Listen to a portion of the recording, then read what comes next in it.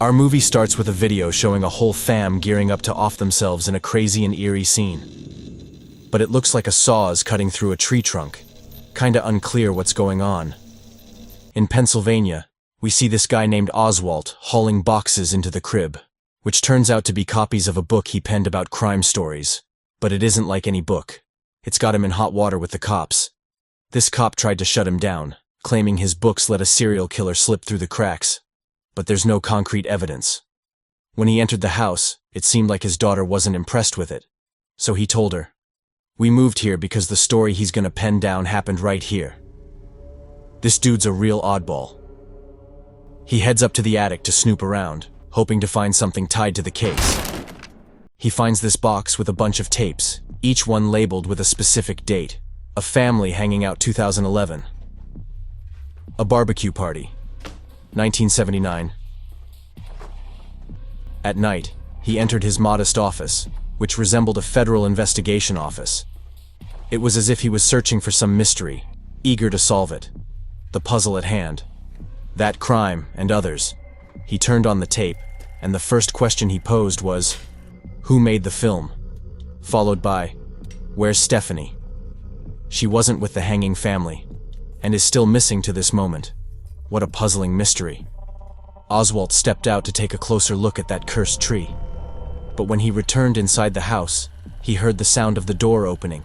He moved closer to investigate, but it was just his daughter looking for the bathroom. Back to his office to watch another film. Again, some dude filming a family. But this time they're chained up and the car's on fire. But why the box was left in the house?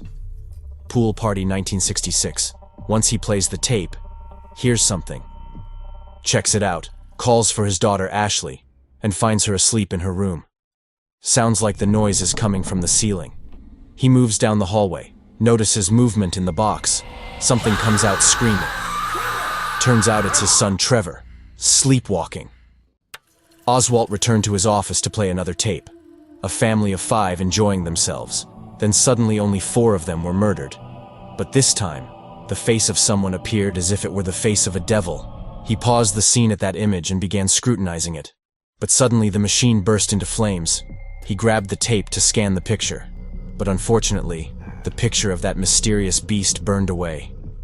The next day, Oswalt heard a big loud noise, like a brawl between the mom and her kid. When he got there, his wife told him Trevor had sketched with a pen that wouldn't rub off, a tree with 4 peepo hanging on it.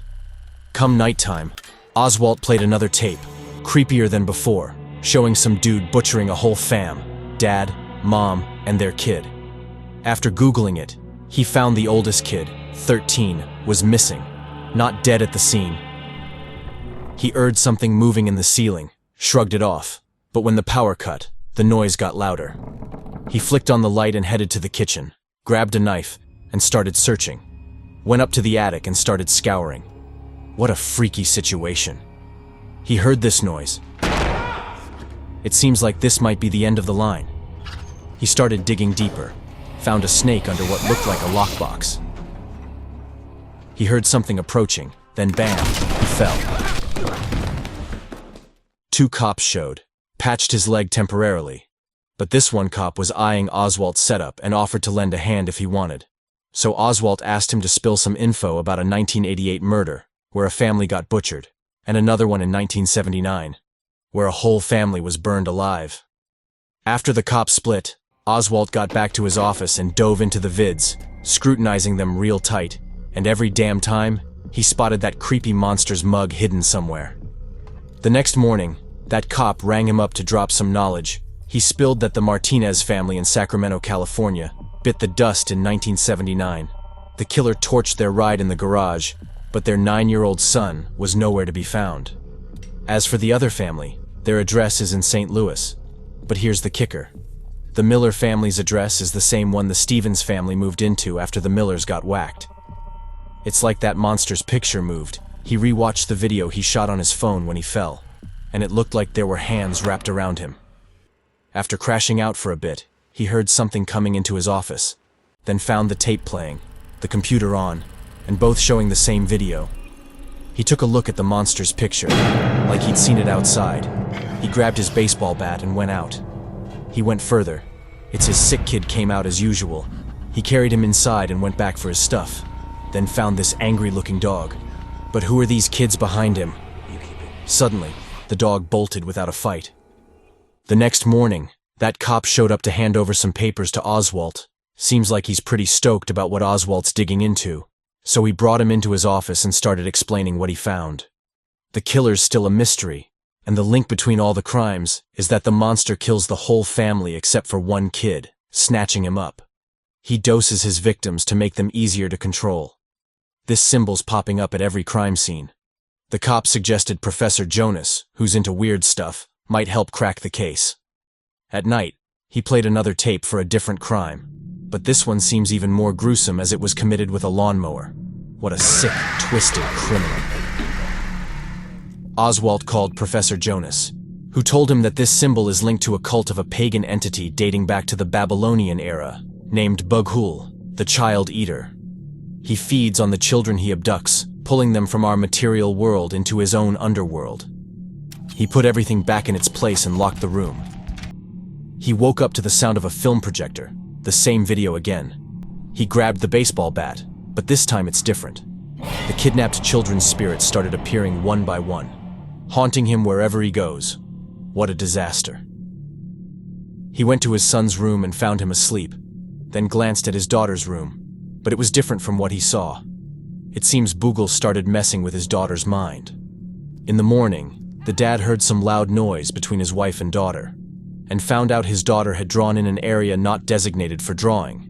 And the weirdest part is she drew a picture of Stephanie, the missing girl, and said Stephanie ordered her to draw her here, and her dad writes a book about her story. Things started taking a turn for the worse between the spouses, and Oswalt's secret was revealed, as they were living in a house of a family that was murdered by hanging. In fact, only the insane ones live here. At night, someone directed the light towards Ellison, then turned it off. The projector started running by itself. He headed to his office, and when he turned on the light, the sound of the film projector disappeared.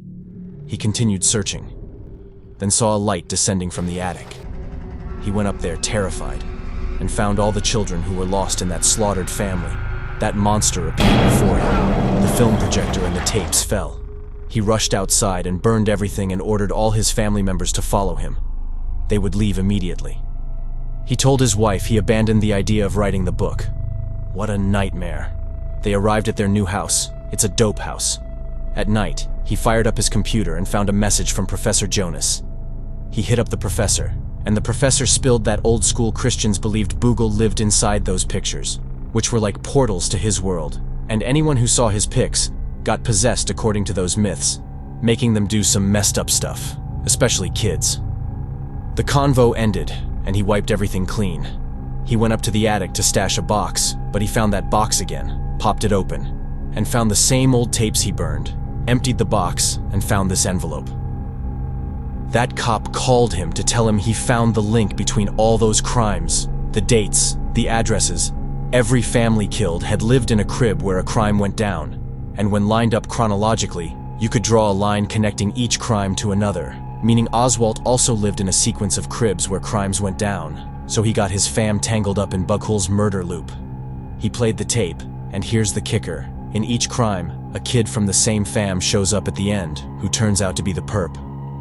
One crime after another. Finally, the truth's out, but it don't seem like the story ends here. After the tape ended, he felt a bit dizzy, then found this note on his desk. Looks like he drank some knockout or lethal poison. All the fam members got tied up, and this girl held this axe. She told her dad, "Don't worry, I'll make you famous again." Seems like it's curtains. And behind all these heinous acts lurks this emotionless, conscienceless monster who kills nothing but innocents.